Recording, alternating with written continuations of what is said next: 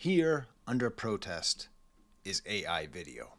I say under protest because I don't want to talk about A art in general.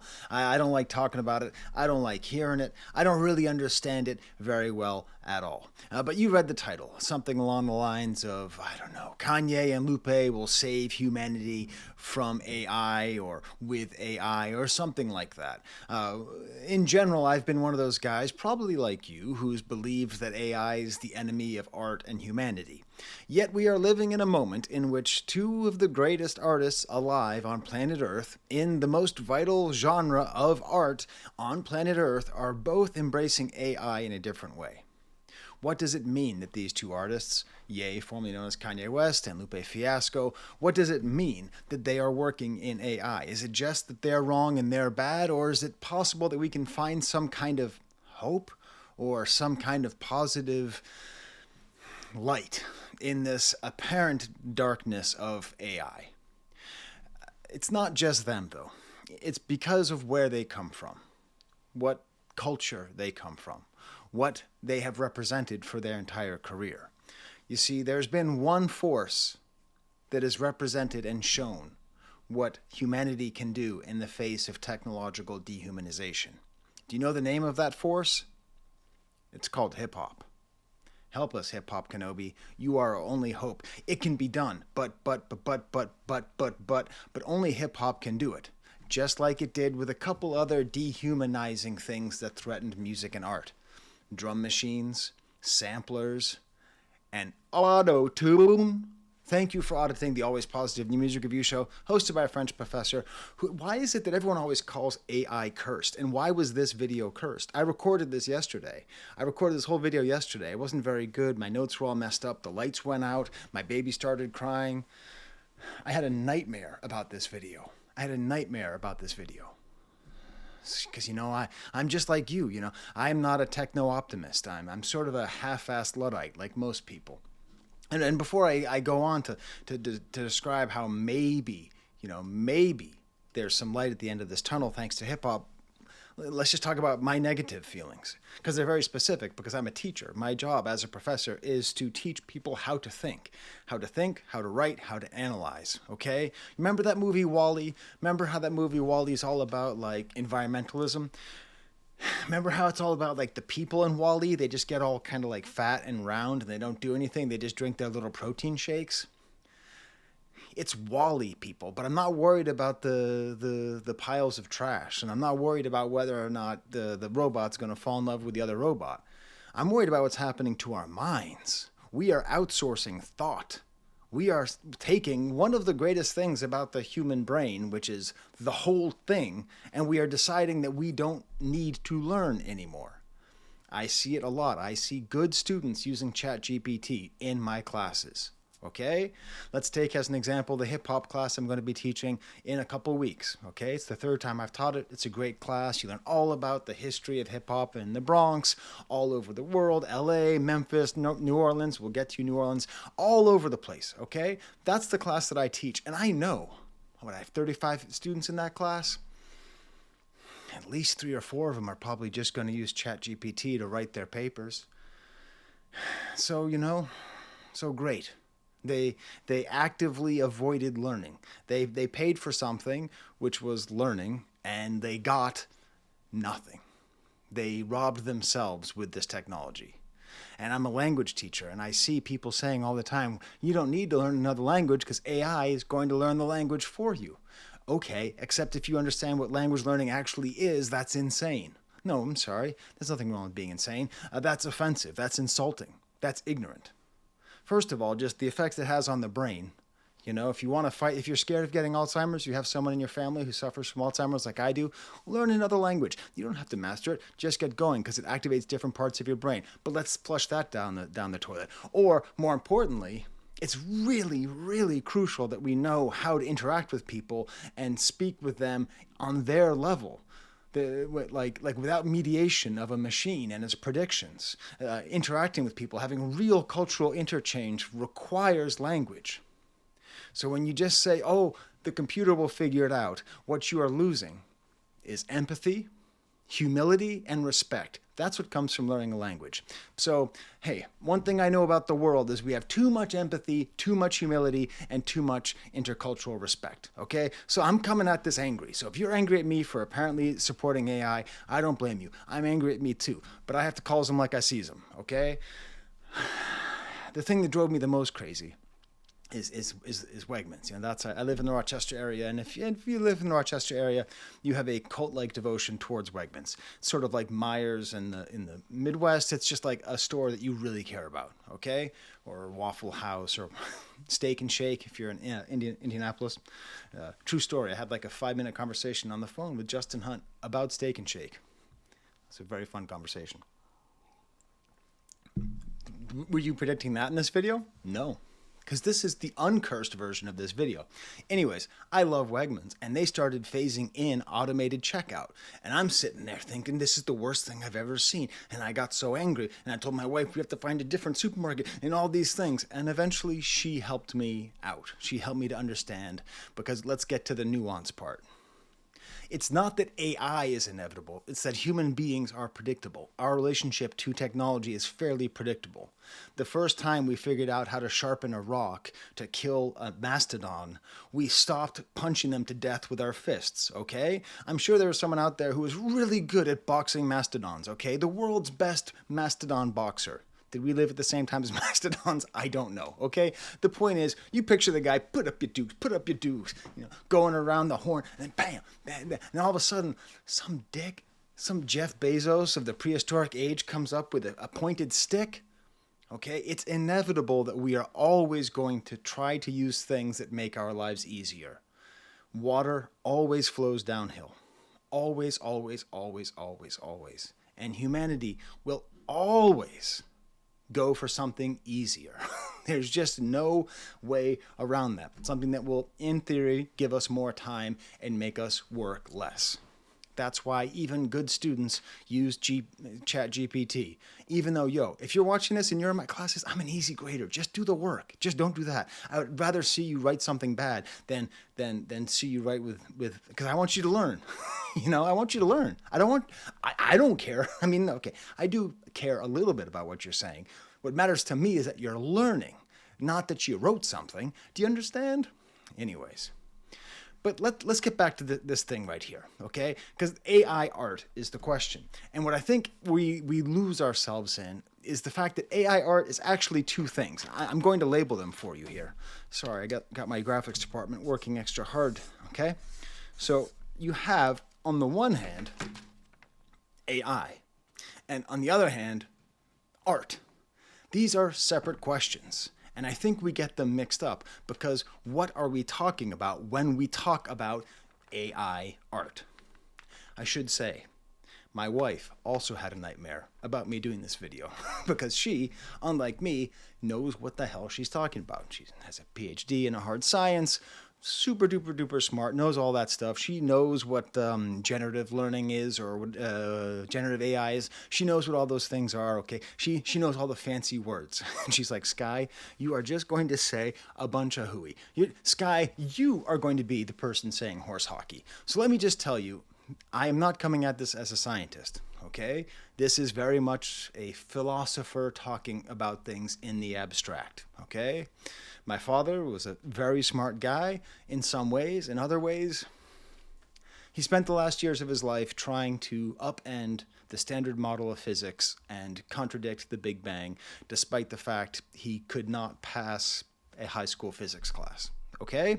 So that's where I'm going. Okay? That's where I'm coming from. So I'm not really going to even be touching on the ecological impact. If you'd like to leave a long paragraph where you talk about the ecological impact, I'm totally for it. I'm against the ecological impact. That part of WALL-E bothers me also, but that's not what I'm here for. I'm more talking about the philosophical ramifications of AI art.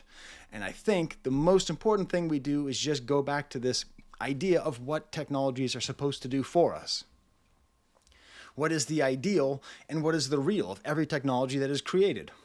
Going back to the sharpened stick, there's the ideal and the real. The ideal is that all of these things are supposed to democratize production and make life better for the masses. Think of any major technological innovation, that's its ultimate goal. The problem is, human nature, usually in the form of some kind of hyper-capitalistic drive, means that that ideal gets corrupted. And instead what we have is consolidating wealth. It becomes an impediment to that ideal. Like, it's the goal is to keep the people at the top of the pyramid in a state of unquestioned dominance. Let's take a simple example of a sewing machine. That's the example that my wife gives all the time. You know, a sewing machine was a very disruptive object. And in theory, it really should have freed a lot of people and made all life better for all people. In reality, a bunch of sweatshops were made, more clothes were made, more clothes were sold, but the people who used to make the dresses by hand and were now making them on a machine, they didn't get to take that extra time to have a better life. They got to take that extra time to work harder for the person who owned the factory, right? That's just how history works. Sewing machines should have led to less human misery, but they led to more millionaires. And so all this AI and automation should lead to less human misery, but it's leading to more billionaires, which gets in our head when we're talking about AI art because we think it has to be the same thing. But let's just take them aside and just focus on, okay, obviously the Silicon Valley ghouls are filled with greed, and that's the problem. The problem with AI is income inequality. The same thing with automated checkout at Wegmans. What should they do with the person who they fire? Pay them anyway. What are we doing with all this money and all this efficiency? Where's it going? Do people actually need a bigger yacht? You know, that's the way that it goes. Okay, we might not need accountants, okay, or certified public accountants might be unnecessary in 10 years. You have a CPA? Let's just put you on UBI, Universal Basic Income. Let's tax the rich more. Let's make it that there's some kind of economic leveling. That's what we need. That's the actual answer to AI. Let AI take over, do all the stuff we don't want to do, and then just instead of allowing all the people at the top to try to fly into space, we just try to allow more people to have some of that money and some of that time. Okay? So that's the AI problem, is that it's the most recent phase of that kind of consolidation. But what about the art part of AI and art? It's tricky. It's tricky because, you know, I'm losing too. Like I developed a skill, okay, because that's the problem. Okay, AI is fabricating craftsmanship, right? There's a great video by even Some More News by Cody Johnston and Katie something or other, and it goes all about AI art and why is it so bad. And there's an interesting quote from Ben Affleck, of all people, who talks about the ways that AI is just a workman, is just a craftsperson who just makes things. And it's hard because some of the skills it's replacing are skills that people worked hard to get. So I can write. I can really write. I can really form ideas. I can synthesize. I can do synthesis, antithesis, all that stuff. Okay? I've spent years. I have a doctorate in I'm working so hard to know all these things. And now a lot of that skill set, it's just not special anymore. And that hurts. But, then I see Curtis King, one of my colleagues in the Culture United streams, who also has a great song about A&I, by the way. You should listen to it. And also mentioned me in a song, which then Screwface Jean mentioned. So basically, it means that I was technically on, my name was on a Screwface Jean stream. So that's pretty cool. Anyways, he talks about how he uses ChatGPT. And I remember thinking that, like, A2 Curtis, I got upset, but then I realized, I have all these skills, but he was learning how to do other stuff when I was learning how to do that, right? He was learning, when I was learning how to do whatever it is that ChatGPT can do, he was learning how to become a great producer and communicator and all that stuff. And so it's like, maybe it's okay. Maybe it's okay that skill that I worked so hard at, it would be great if people could learn it, but maybe it is an equalizer at a certain level because it required an awful lot of privilege for me to even attain that level of excellence in writing. Anyways, I use by the way. So I made a goofy little image using one of the AI image generators. It was Lupe Fiasco and Kanye West painting a picture with Professor Skye. Now, they made me look like an absolute stunning model woman. I don't know what that is. Lupe and Kanye did not look like Lupe and Kanye.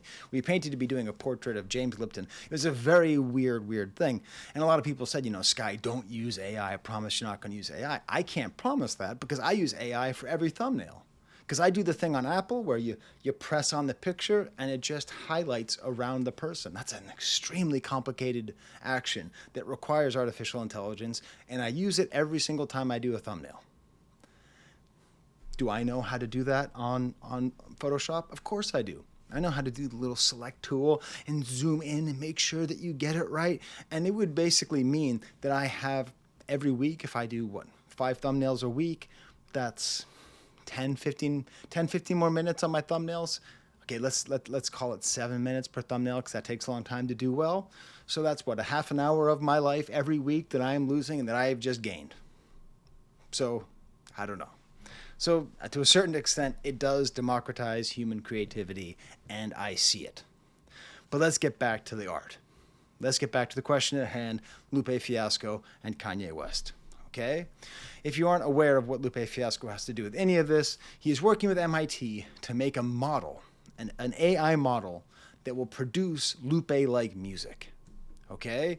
Like his input and help. He's working with engineers and the techno dudes, and they're going to be broadcasting these songs that are created by AI on an endless basis one time in the desert. This has produced an interesting discourse between him and Abso-fucking-lutely, who is a great YouTuber who I really like, who, in the way she sees it, is that he is a sellout who is selling out black culture and hip-hop culture to the white power structure of MIT and AI.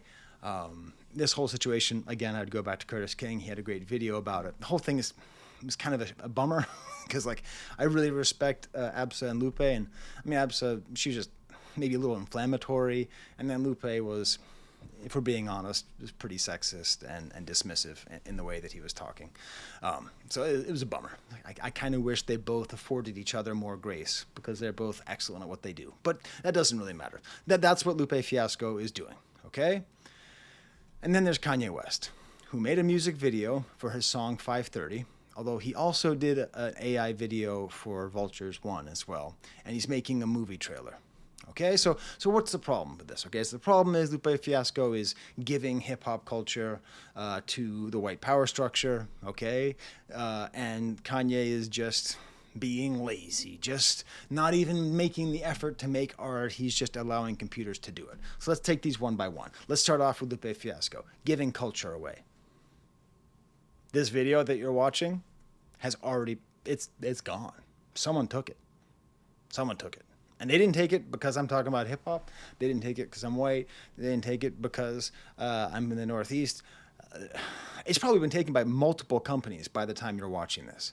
There's probably multiple companies right now taking this without Google's permission, with Google's permission, whatever the hell it is just being taken. And it's weird because I know that. And I was sent an email recently from a group. I'm going to quote it here. I won't say the names. I'm reaching out because something is offering $30 million in funds for content creators through a new data solution, which is training the next generation of AI models. We're especially interested in music review videos. I think it'd be a great fit for you to earn even more from your video library. For every 1,000 hours of content you have, you could earn up to $100,000. Not the effect they wanted. All you have to do is sign up and our team does the rest. This is purely new revenue for your video, bro. They didn't say bro, but I heard bro. It's purely new revenue for your video, bro. The data doesn't give away your rights to distribute or monetize your content elsewhere. If it sounds like a no-brainer, broski, let's find a time for a quick 15-minute conversation. Okay? Did I contact them? No, of course not. Did I think about it? Of course I did. I don't know if I have 1,000 hours of content, but I have a lot. And if this is not a lie, there's a lot of money in there for me. If I didn't have a good health insurance through my job, if I didn't have a comfortable place to live with my family, they're taking it anyway. They're taking it anyway. I'm not going to sell it to them, but they're still going to take it. So that's a big problem, because it's to attack Lupe Fiasco for doing this is to attack him for doing something intentionally that will be done to him involuntarily. And I think the main thing, and this is that the grace I was talking about, it's okay. Listen, between you and me, it's kind of cool. It's kind of cool what Lupe's doing. Not that AI is bad and I hate Jeff Bezos and all that stuff. Just between you and me, an artist working as hard as he can with a computer to try to see if he can be replaced, like giving everything he humanly can to a computer to say, you do it. You know, this is like when we train computers to beat us at chess. Deep Blue is the name of the chess thing that beat Kasparov. Is that the name of the guy? I don't know why I would know the name of either of those things, but I do. They're somewhere in my head. Was it important that we trained a computer to beat us at chess? Of course it was. We had to figure out if it was possible, and it was. Is it possible to beat a human being at rhyming? Of course it's not. It never will be. That's not possible. It just will not happen because it cannot be creative, okay? A machine cannot be creative. So just chill out, everybody. You know, you can't go faster than the speed of light. That's what, what's his face with the funny hair and the tongue, Einstein told us. So just relax. We're not going to go back in time. There's not going to be any time travel. It's okay. Just let it go. We're never going to go the speed of light. A computer will never be creative. It can't be. We came up with the word creative, by the way. That's ours. We did it. So it's a fascinating thought experiment. The idea that it's being broadcast, and it's only being broadcast once, it's totally impermanent. It's an art thing, okay? Lupe Fiasco, I mean, if he's guilty of anything, it's he's hanging around with too many intellectuals who went to grad school, because it sounds like something that someone who went to grad school for performance art would be like, you know, it'd be really cool. What if you, like, only played the song one time? Like in the middle of nowhere on an FM radio. Oh, bro, that is awesome. You know, pass me the kombucha. Yeah, that's a great. You know what I mean? I don't. Do you call it kombucha? You know, so it's an interesting idea. And as Curtis King said in his video, also he has a seat at the table, because if it's going to be stolen from you anyways, isn't it better to be in the room as it's taken away? So that's a positive side to this whole idea. The specificity of Lupe I'm talking about here. Okay, now how about Kanye West? How about what Kanye is doing? All right. Well, let's watch some of his video. Okay. Now you might be afraid because the Dr. and Mrs. Made my setup so sweet that I'm going to be all professional now. Well, don't you worry, okay? Because this is what it is. Now I have to mute it, of course, because I don't want to get copyright struck. But I'll sing the song for you. Okay. We'll watch a little bit of the video. Okay. 5:30, the car's not home. I should drink some Patron. I should sue Patron. I'm Joey Patron. Patron Burgundy from... Okay, I gotta stop the Patron thing. So this is what Kanye made, all right? It's weird. It's creepy, it's unsettling, it's all on the themes of fake plastic people and people like dolls, and it is vaguely sexual, and it is entirely horrifying, and it is unlike anything you ever saw before they started making videos like this with AI, okay? This is what he did. Smash like bucket if you liked my imitation of the song. I don't like Vultures 2. I love Vultures 1. I do not like Vultures 2. Okay, so that's what he did. What is Kanye West right now? What was the thing you just saw? Did you say nightmare fuel? Because it's nightmare fuel. What is Kanye West right now? Kanye West is nightmare fuel. What image do you have of Kanye West right now? I know you're mad at him for saying I like Hitler and all that. I'm mad at him for all of his anti-Semitism and all that. It's terrible. He's in a very bad spot. He's in a very bad spot emotionally, a very bad spot mentally. He is, if we are to believe the terrible liar, totally addicted to nitrous oxide, killing brain cells in a way that's irretrievable. Do you not have the image of him just like sitting in some hotel room and just really sad with paparazzi and his mouth all filled with weird, like, just stuff and just like out of his mind? Like, it's him. Kanye's making art about him. This actually depicts where he is, the uncanny valley of his music. It is the uncanny Kanye. That's the era that we're in. Everything feels sort of Kanye-ish, but not quite. His life is nightmare fuel. It is horror. It is fear. Also, not for nothing, a lot of the themes of the albums are about the plasticity that he's trying to avoid in his life and that he sees in his former partner. You know, hope that your soulmate has a soul when you meet her. Oh, it's that line from SpongeBob. Oh, brother, this guy stinks. You know, like, but still, he's still the world's greatest artist, even if the song isn't great, and he will always make the art that he makes. And, you know, he's lazy. Well, how many times is Kanye going to do this? And are we going to fall for it and say he's just being lazy? You know, okay, so this has one of those verses where he just says one tonna donna bosama thumma thumma fumma. That's still one of his stylistic techniques that he developed and other people are just catching up to. And that's the thing. Kanye West has done this again and again and again. And I understand it seems different now because he's never been this low. He's never been this far from support. He's never been this unlikable. But what did this man do for drum machines, samplers, and auto-tune? He won't do that for AI? Kanye West can't make something good out of AI? Now listen, these millionaires are imperfect vessels, okay? As some more news points out, the adoption of AI art is often tied into a far right-wing white supremacist viewpoint. If you don't believe me, watch... Ow, son of a bitch.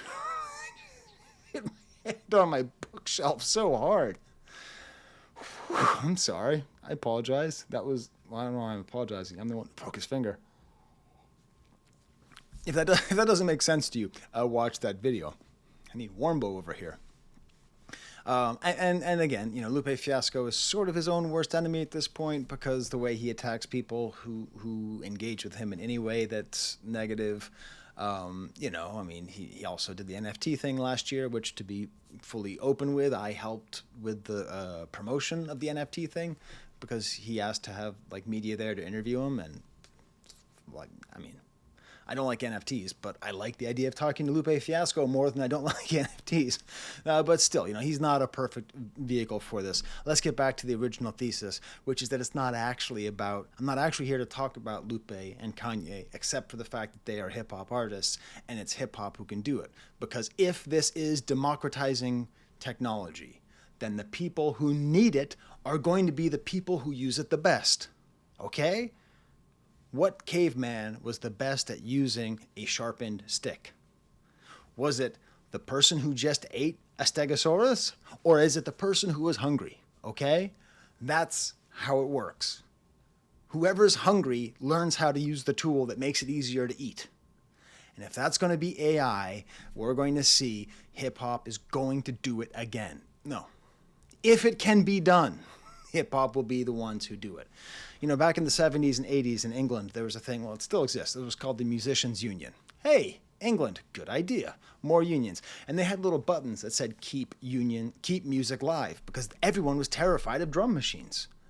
So let's talk about this. Drum machines, samplers, and auto-tune. Do they belong with AI when we're talking about AI art? Not just AI, because AI itself is replacing your uncle who works at H&R Block, who's going to lose his job. That's not the problem of AI art. We're talking about AI art here, okay? For people who have next to nothing, all of these technologies make it easier to make something, because that's the issue. That's where my tentative optimism comes from. You know, let's think about drum machines, okay? I found this book by someone named Matt Dean called The Drum, A History. And in his section on drum machines, he has this to say. By the way, if you're a YouTuber and you want me to do one of those cool like cameo voiceover things, hit me up. I've always wanted to do one of those. No one's ever asked me. Now I've got the check mark. Maybe someone will have me do it. I always do the Leonardo DiCaprio thing. Oh, that guy. Yeah, okay. So here is how drums are perceived. And tell me when he is lying, by the way. Tell me when he is wrong. Tell me when Mr. Dean is wrong here. The drum is a beautifully organic and natural instrument that allows us to connect with the earth, our gods, our primeval past, our inner consciousness, or whatever else the player allows themselves to experience. It is ancient, natural, made of trees of our forests and bodies of our animals. This deep connection with the natural world and of our civilization's history is one of the attractions of the drum. Isn't that beautiful? Drummers can feel and enjoy the impact upon the animal skin. Whoosh of the air is moved behind the skin, the reverberations around the shell of the instrument. What a beautifully written thing to say. What a beautiful way. I'm a drummer, by the way. That's my main instrument. I play like 5 instruments poorly. I play drums the least poorly of all the instruments that I play. Drummers are sacred. What they do is sacred. Goes back. That same dude who was, and ladies who were sharpening the sticks, they were banging on rocks. And they were replaced by machines. And, I remember the 80s. I remember my oldest brother, who's really great at classic rock, taught me all about classic rock and music and all that. He's a good drummer. He taught me how to play drums. I remember back in the day when we would figure out when rock and roll artists were using drum machines, and we were just like, nope, done. This is trash. This one's trash. Like ZZ Top. Oh, let's take a second and talk about ZZ Top and drum machines, okay? ZZ Top were like that Coca-Cola commercial made by AI, okay? The album Eliminator came out in 1983. It's filled with a lot of their hits, like Sharp Dressed Man and She's Got Legs. She knows how to move them. God, man. I'm so glad cancel culture exists so we don't have songs like Legs anymore. It's gross. Anyways, the drummer's name, ironically, okay, this has bugged me my whole life. There's 3 guys in ZZ Top. 2 of them got big beards. 1 of them just has a little mustache. The dude who has a little mustache, his name is Frank Beard. Can't make it up. Anyways, while this album was being made, he was just going through recovery because he was an addict to a bunch of stuff, and I'm glad he got better. And he was like screwing around playing golf while they recorded this album, and it's almost all with drum machines. And it's terrible. You listen to it, and it's so predictable and canned and sequenced. And if you remember, if you know anything about ZZ Top, they had a song called LaGrange, which is this amazing song with amazing drums and these rhythms and this creativity. And Frank Beard's a great drummer, and he's being taken away here with this milquetoast garbage. And that's why the Musicians Union says keep music live, because drum machines are bad. But then, the same year that terrible album came out that was proof that drum machines aren't good. A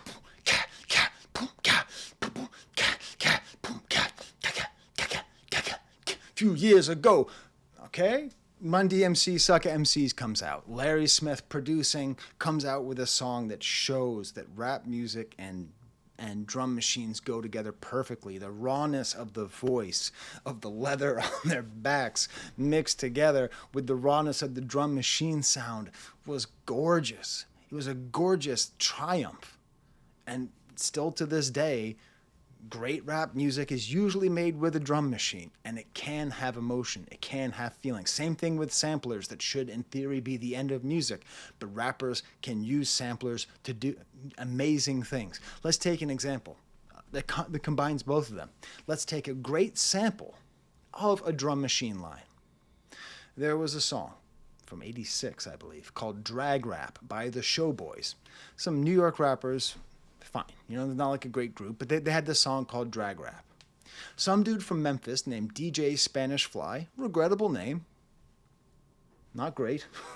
Do not look up old Bill Cosby routines about Spanish Fly.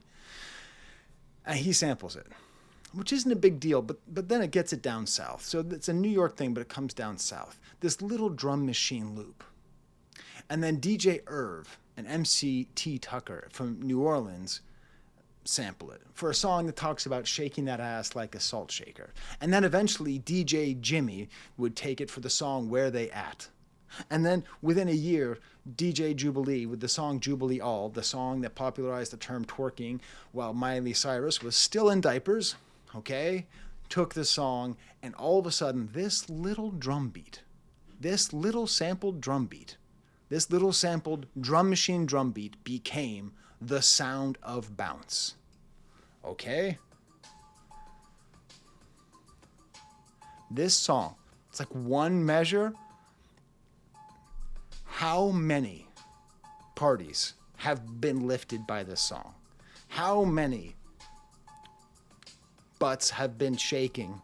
How much energy and life has happened to this little drum beat right here that is also a sample? This is what hip hop has done and can do. And who knows, maybe they will do it for AI as well. That just has to be the hope. Because the drum machine made this beat easy to make. I don't know if the Showboys, if the Trigger Man, the guy who made this beat, would be able to play this on a drum machine. And I don't know if DJ Jubilee would be able to. But because of the ease of this technology, we have this. God damn, that's so hard. You hear it, right? Yeah, you hear it. All right. And then, Manny Fresh would take the spirit of that beat, recreate it for Back That Ass Up, and basically everything that Cash Money ever did by mixing together gangster rap with bounce music and New Orleans, which is then now coming back now. And really, if you really think about it, the goddamn LiAngelo Ball song is actually a spiritual, successor to that same weird New York beat that got sampled over and over again. Okay? Hip hop finds a way. Samplers, Marley Marl takes a sampler and turns it into art. Yes, of course. There are counterexamples, like anything Puff Daddy did. Just the world's worst sampler, an amazing talent finder. But just, okay? And then let's end it with auto-tune. Auto-tune, 808 and Heartbreak. What is 808 and Heartbreak, by the way? 808 and Heartbreak is considered to be the watershed moment in emotional rap. The album that did the most that could ever be done for opening up the emotional register of hip-hop. And therefore, for the practitioners of hip-hop, who are often societally demanded that they are not open with their emotions. Okay? That's what 808 and Heartbreak did. 808 is the damn drum machine that played that beat I just played for you. Okay? Remember all that whole thing about drums come from the trees and our ancestors. And okay, great. I love it. I love drums. I went to an African drum camp for a week. Okay? I beat the hell out of real goddamn djembes. Okay? But 808 and Heartbreak is one of the most emotionally connective albums for millions of people. And it's all drum machines and auto-tune. And Kanye figured out how to make auto-tune work. That it wasn't just Cher, or it wasn't just Britney Spears who can't really hit a note and tuning it up. And it didn't matter that Jay-Z basically made himself irrelevant with that awesome song, Death of Auto-Tune. Oh man, when that song came out, I was like, yeah, get him, Jay. This is right. But it didn't matter. It didn't matter. After Death of Auto-Tune, we had Travis Scott. We had Playboi Carti. We had Juice WRLD. Hip-hop finds ways of getting the emotion out of the machine. Now, I'm not saying it's only hip-hop, okay? New Order, Radiohead, okay? There's lots of great artists who are capable of getting emotions out of machines. But again, the more necessary it is for one to have something that makes the production of art easier, the more likely it is that you are going to make good art with it. So if it is possible to make good art out of hip-hop, that'll be, out of AI, that'll be how it happens. The sewing machine. A sewing machine can sew things that human beings just can't. But they still have to have the vision to make the thing. A sewing machine will never know how to make a beautiful dress, but it can make intricate patterns that are nigh impossible / impossible to make by hand, and certainly at scale. I live in the beautiful town of Rochester, New York. It was built on photography. Why did art get weird? Do you know the answer to this question? I'll help you out here, okay? Second half of the 19th century, all of a sudden, artists started getting weird. They stopped trying to depict things exactly as they looked and started following a more internal vision. Now, one of the reasons was a technological invention called the tube of paint. That's just a funny one, okay? Like, once you have a tube of paint, that means you can go outside, you don't have to be in a studio, change the way artists thought. The other one is the thing that built Rochester. Cameras, Kodak. That's what made the change. All of a sudden, the art of portraiture, the art of depicting things, of transcribing things by hand was made irrelevant. We could now capture everything with cameras forever. There was never going to be a question of how something looks. And so artists, and in this case, this is a bunch of weirdos in France, okay? This is not hip-hop. This is humanity that I'm talking about, okay? Humanity found a way to create something better than what was there before. And as time went on, the lines got looser, the images got more abstract, until people just